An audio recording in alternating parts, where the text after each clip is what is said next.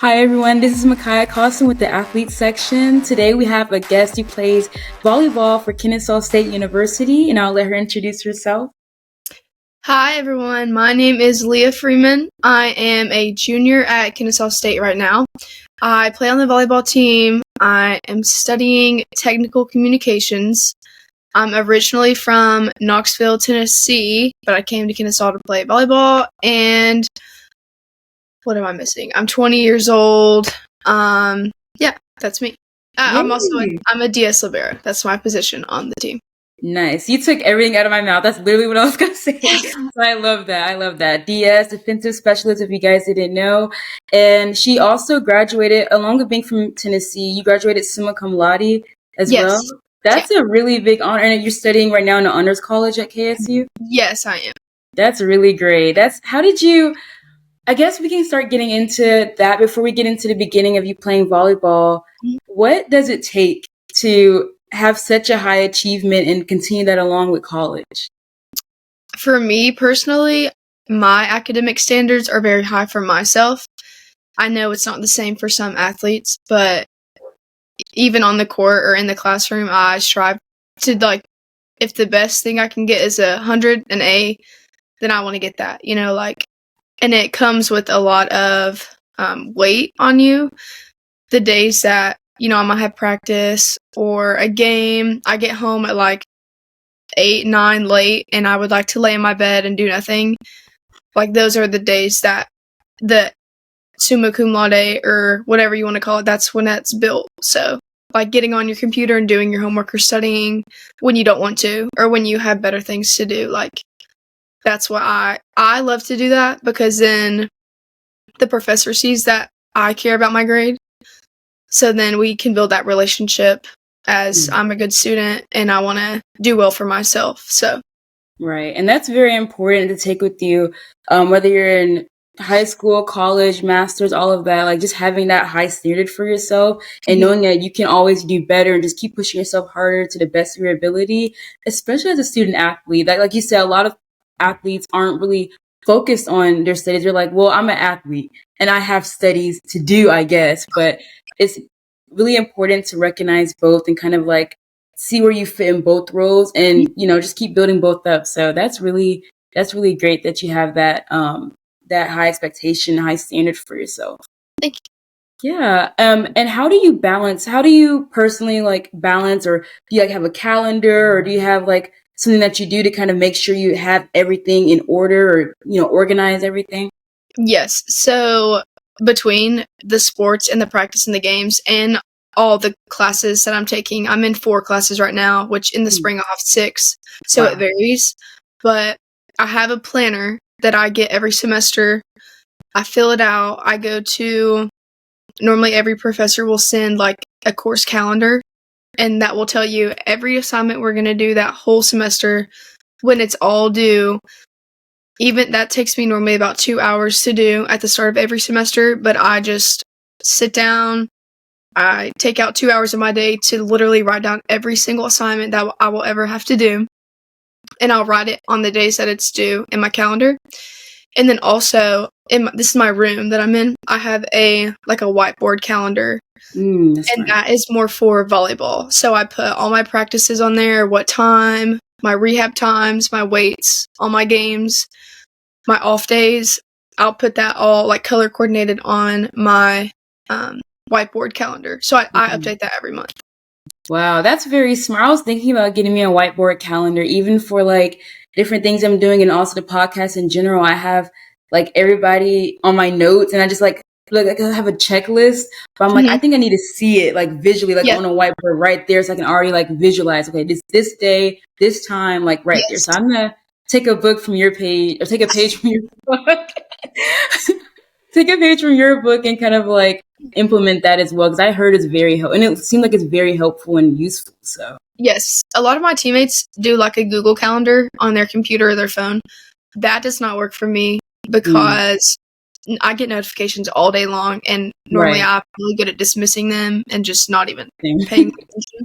So it would be me that I would have a meeting pop up, a reminder, and then I would just dismiss it. So I need to actually see something tangible that I can hold in my hand and read. Right.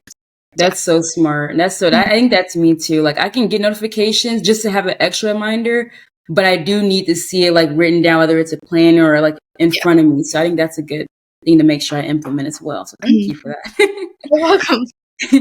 So I guess kind of now going into volleyball, what was that first introduction? When did you start? When did you kind of say, wait a minute, I think I want to be a college athlete with this? Like, how was that whole journey of playing volleyball? So I guess it started when I started middle school, going into the 6th grade. That's when I first started loving volleyball because I have an older sister. We're not even a year apart, actually. Our birthdays are like not even 365 days apart. It's crazy. It's called Irish Twins. Oh. And so she made the middle school volleyball team when I was in the 5th grade. And so I went to her games, started loving the sport, started playing with her outside in the backyard. And then that's when I was old enough, I guess I would have been 11 or 12 in the 6th grade. Mm-hmm. I tried out and I made my team. I made varsity as a 6th grader.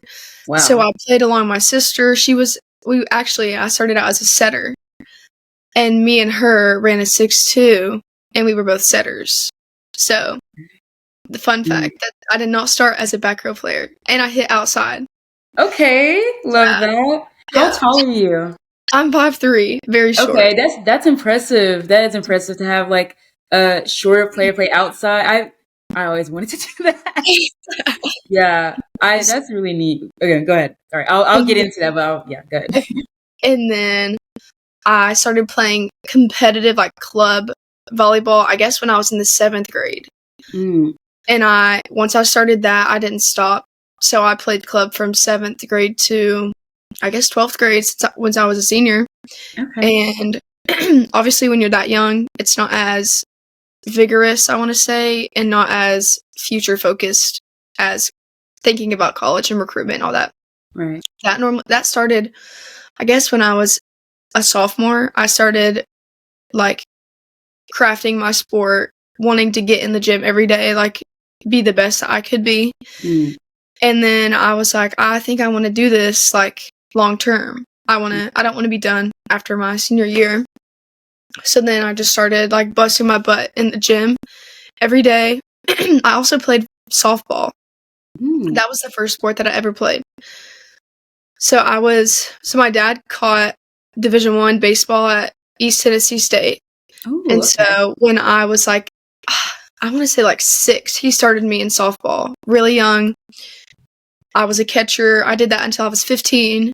And this was a really hard point in my life because I knew I had to decide like which route I wanted to take, softball or volleyball, to pursue in college. So I picked volleyball, like let softball go, which was very sad and hard for me to do. Yeah.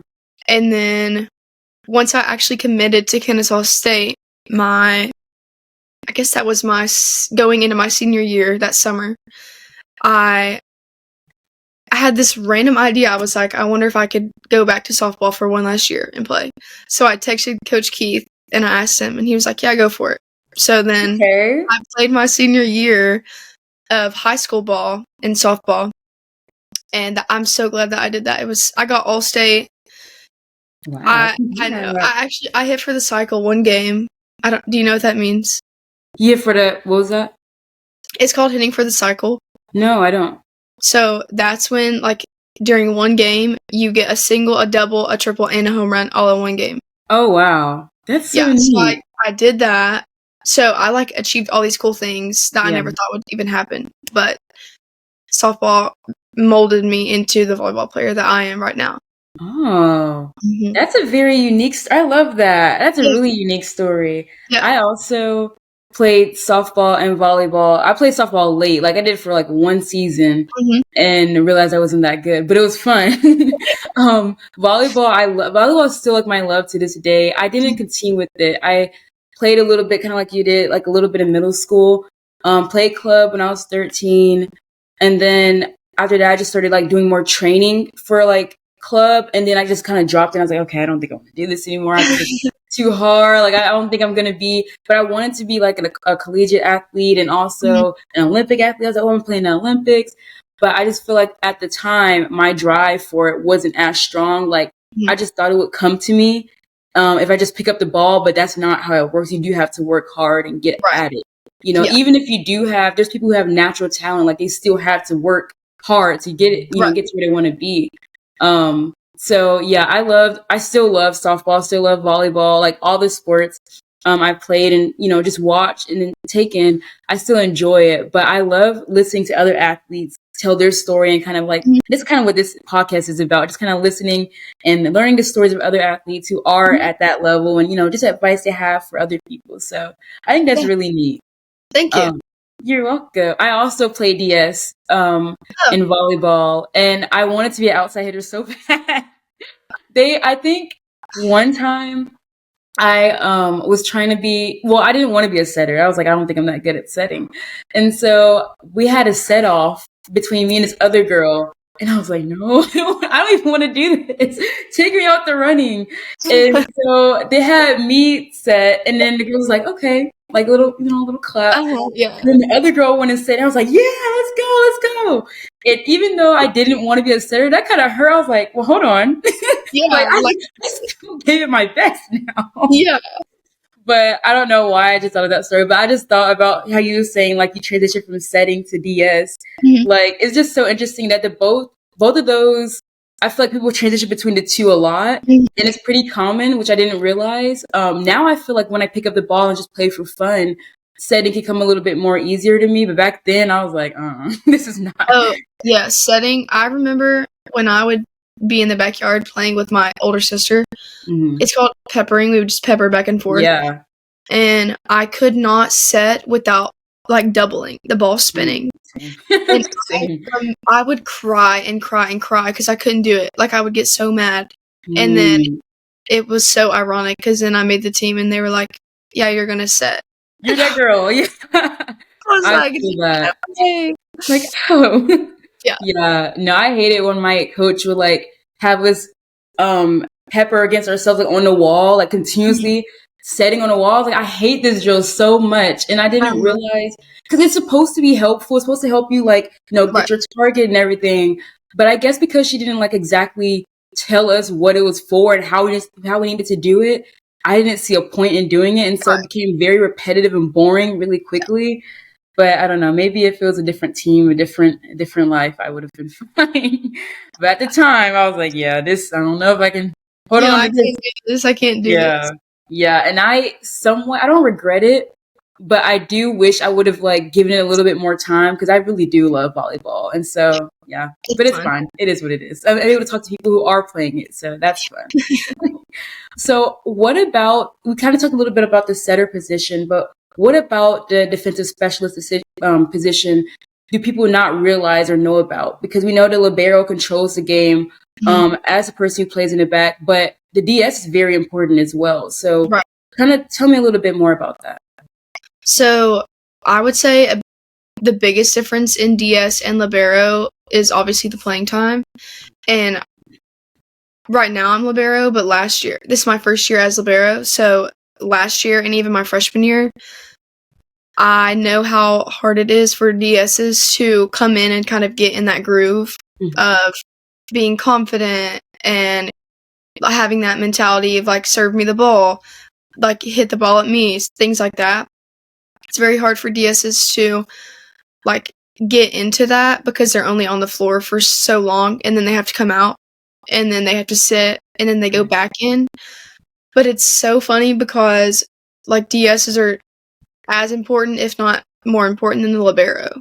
Right. Because the libero gets so many opportunities within a game to get served at, get hit at, you know, serve the ball, and your DS isn't going to have that many opportunities. So it all starts like when you know you're about to go in, start talking to yourself on the bench. Like, okay, I'm going to go in. If you're going to serve, like, I'm going to put a good ball in.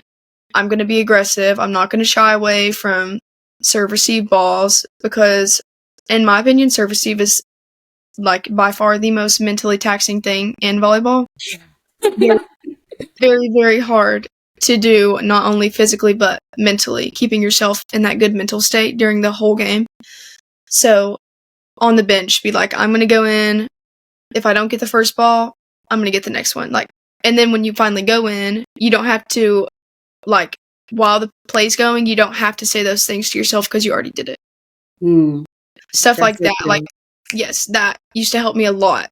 And then even I would get pulled from time to time as a DS, because the other thing with the DS is that, like, you're going in for someone in the front row, but they could easily, like, if you're not getting it done, they can come in, and the coach can try and let them get it done.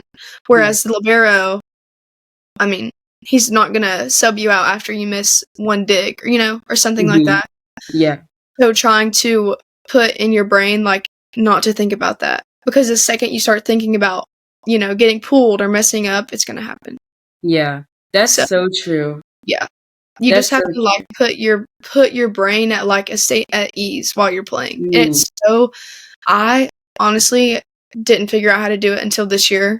Like, it's crazy, but it takes a lot of practice. Like, you can practice it in practice. It doesn't have to be in games. Right. Just putting yourself in that mental state. I'm glad you mentioned that, because I think, and that's very hard for, like, even in any sport, but definitely in volleyball, as a DS player, because you're getting subbed in and subbed out, you don't really know. They could be sending it to me, they could be sending it to the libero, like you said, it could be, like, mentally, like, oh, what am I going to do? And I think that was my problem a lot. I didn't really, like, I wasn't mentally there. And I'm glad you said that it kind of clicked recently for you, because I always wonder, like, when does it click for the people? Like, they seem to have so much confidence. They seem to be, digging so many balls and just being able to be out there and be outstanding and great. But, like, am I the only one feeling, like, nervous? Am I shaking when it's time for me to sub in? Like, oh, Lord, I'm about to mess up.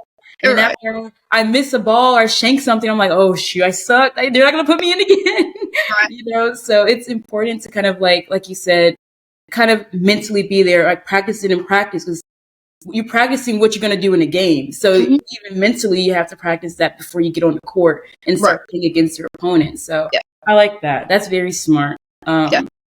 So yes, that's really great.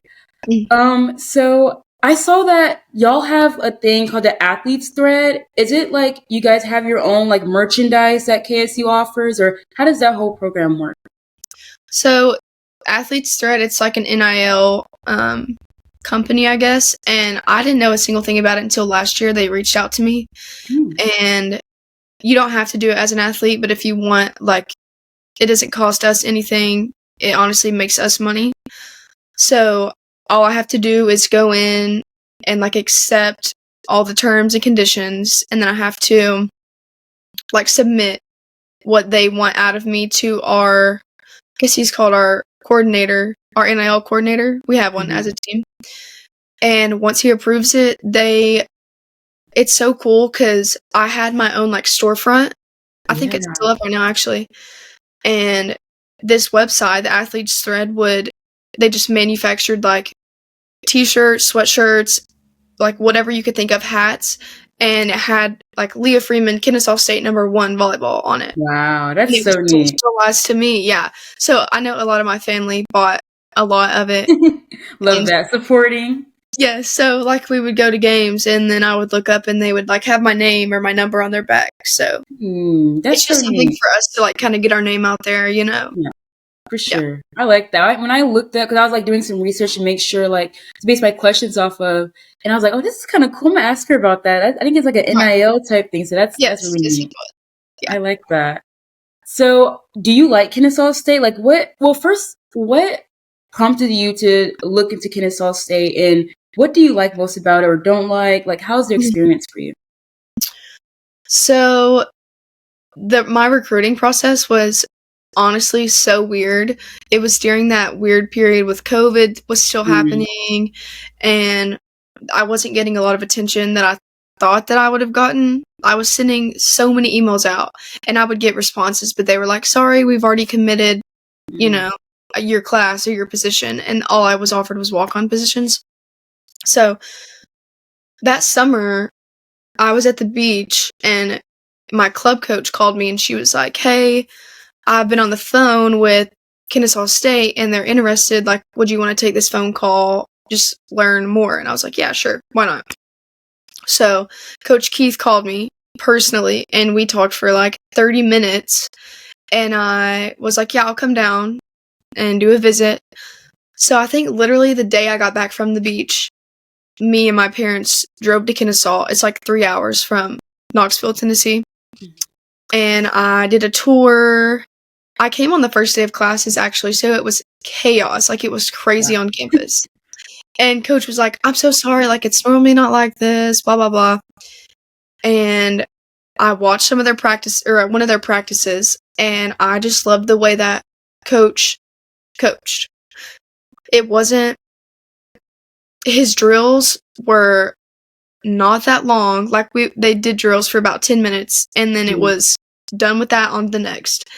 And I mean, he didn't yell, but like, he got his point across to the girls, like what he wanted, what wasn't acceptable. And yeah, and the girls I just loved them. They all came up to me individually, shook my hand, introduced themselves.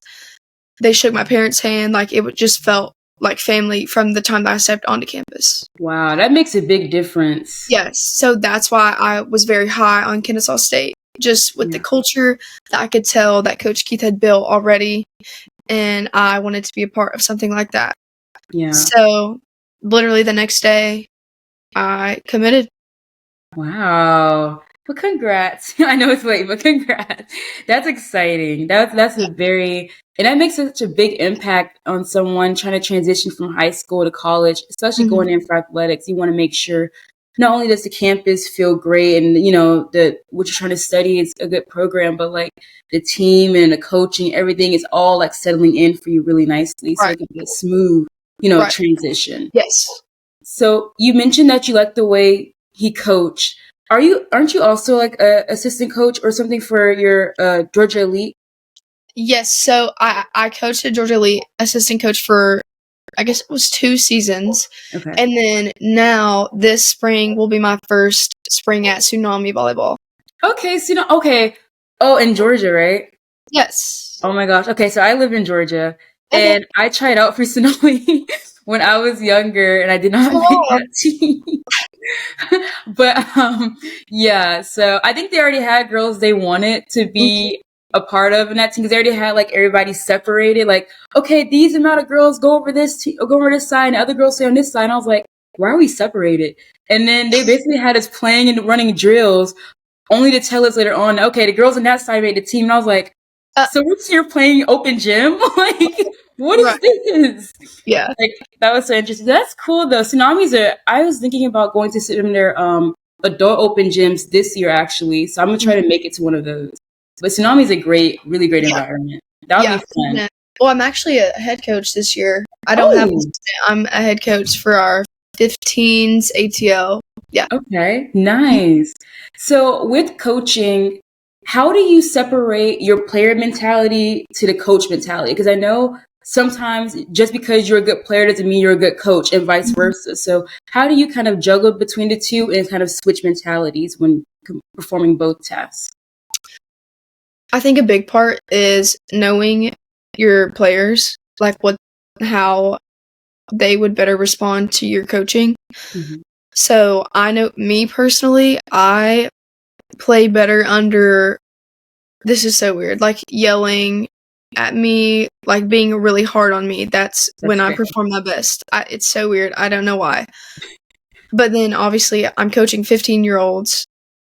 Like, that's probably not what they're going to want. Now, some of them may, and I just have to fill out with that, like maybe the first couple practices, I'm a little more lax, and I see how they respond to, like, my tone being like this when I talk to them, or say they don't listen or they're lazy for the drills, like, then I can switch that and kind of not be mean, but be more assertive towards them. So it's definitely learning what your players need and what they perform best under what coaching. That's good to know. That's a good tip to have for sure. It's definitely like an individualized experience, I feel like. Right. When I did an assistant camp coach a few years ago, and it was like a lot of what you said, having to kind of not be so in the mind of, oh, I'm a player, so I know what I'm talking about, but more like wait, let me make sure I like see how this person learns. This person might be more of a gentle type person to teach, but this person might need you to be like, look, I need you to run this rotation. I need you. So it was very, definitely an eye-opening experience. So yeah, I like that. That's really cool. And I'm excited to see how you enjoy Tsunami. I'm sure it'll be really fun. Yeah. So what is your favorite part or most funny or memorable part or story that you have being on the KSU volleyball team? Okay, I'll go with this one. It was my freshman year when we were still in the ASUN, and Jack State was also still in the ASUN. And we were kind of close in conference. We were neck and neck, and we played them. I can't remember if we played them at home or away first. We played them away first twice, on a weekend, and we beat them both times. And we go in the locker room, and we're like blaring music. We're all hype, and then coach comes into the locker room. We have on this I don't even know what song it was. It was a country song, like this upbeat line dance country song. And coach cannot dance, and he comes into the locker room, and he's doing all these weird dance moves, dancing around and yelling, and we're all just took back, who is this man? And then fast forward a couple weeks, we played them again at home, and we beat them. So we beat them all 3 times we played them. Okay. And coach had promised us before the game, he said, if you guys beat them again, because it's so hard to beat a team 3 times, that's really hard to do. He was like, if you beat them, I'll do the worm. I'll do the worm in the locker room. The worm. So, and he was like, I don't even know how to do it, but I'll learn it. So we beat them. We all run into the locker room. We turn on this Waka Flocka song or something. And he takes 10 minutes to come in because turns out he was literally in the hallway practicing how to do the worm. Oh my gosh. Let me get prepared. The other coaches were trying to show him how to do it. He comes into the locker room, loosens his tie, takes his tie off, and he just does the worm out of nowhere. And it was so good. And there's a video of her somewhere. We all go crazy. It was so funny. Oh my gosh. That is hilarious. I will never forget either of those games. Oh wow. That is funny. It's nice though, experiences like that make you kind of look back and cherish the moments that you have. So for years to come, you can always have a great story to tell and just remember that you was on that team when all this happened. So that's really great. That's great that you're able to have fun with your teammates and stuff and your coach. That's important. Yeah. What do you think is your most rewarding part of being a student and an athlete in general? I think having that responsibility to excel at both. There's a saying, and it's the greater whatever greater risk is greater reward. Yeah. So it's I'm taking a risk depending on myself this much, doing the practices, the games, all my homework, making time to study, still having a social life. I'm putting a lot on myself, but once I show myself that I can balance all those and have fun at each aspect of my life, the reward is so great. Because not only do I have friendships in the classroom, on campus, now I have this whole network of people just associated with athletics. So I have coach, I have so many people behind the scenes in the convo that do so much for us, the video people, Milton, the AD, my teammates, I have so many friendships now. And so it's so rewarding to be able to just to know that I have this these people that I'm associated with sports, these people that I'm friends with because of athletics or because of education, and I can mix them. I don't have to mix them. It's just good to know that I will always have both sides of those people.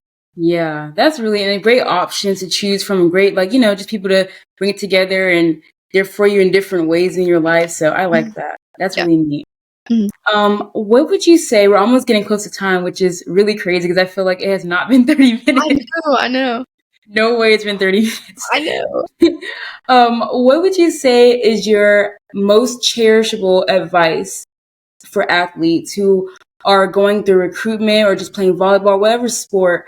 Or you can do multiple pieces of advice, but what piece of advice would you want to give anybody in athletics? Stay the course. Like, it's not gonna be easy. Some people have it easier than others. I don't think mine was necessarily the easiest with everything that was going on, but I stuck the course, and when I got my first no on an email, I didn't give up. I didn't throw my hands up and cry and say, "Oh, I'll never make it. I'll never play volleyball," Yeah. So definitely staying the course and confiding in your parents, your friends, if you're religious, God. That's like, he helped me, because some days I would be like, I don't know what to do. I'm stuck. Like, I'm not going to get to play. I'm not going to play at the level I want to play at.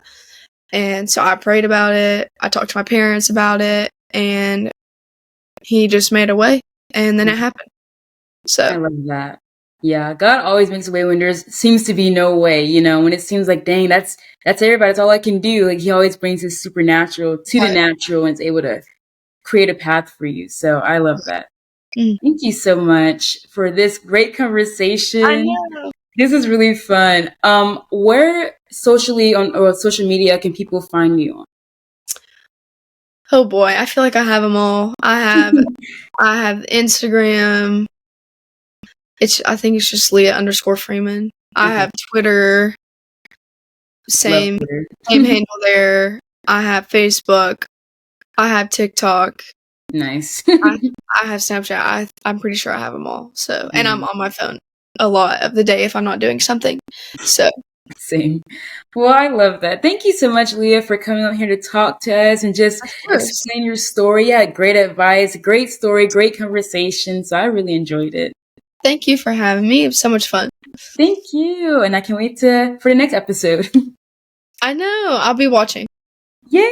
Thank you. You're welcome.